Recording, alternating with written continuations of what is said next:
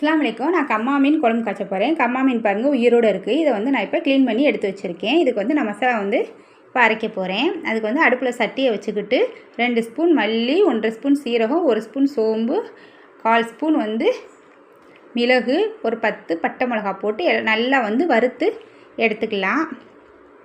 எடுத்து வந்து ஆற வச்சு மிக்சியில் சேர்த்து நல்லா வந்து அரைச்சி எடுத்துக்கலாம். நல்லா நெய்ஸாக அரைச்சி எடுத்துக்கலாம்.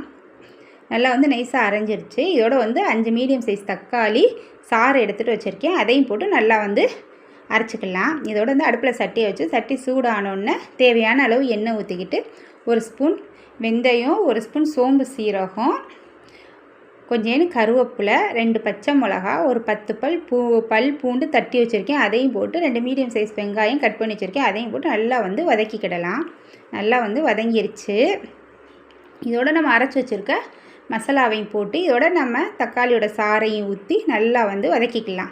பச்சை வாசனை போகிற வரைய வதக்கி மூடி போட்டு வச்சுக்கலாம்.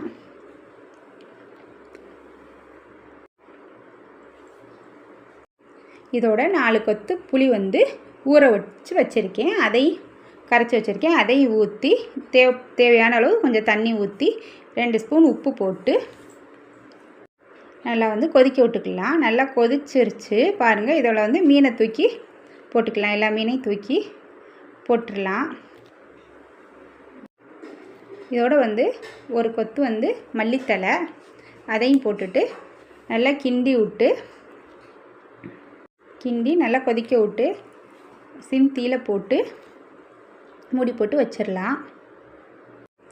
மீன் வேகிற வரையே நல்லா பாருங்கள் வெந்து எண்ணெய் பிரிஞ்சு வந்துருச்சு. ஆனை கொதிச்சு ஒரு சுவையான மீன் குழம்பு ரெடி. நல்லா வந்து எண்ணெய் பிரிஞ்சு வந்து நிற்கிது பாருங்கள். வறுத்து அரைச்சி காய்ச்சிருக்கோம். டேஸ்ட் ரொம்பவே நல்லா இருந்துச்சு.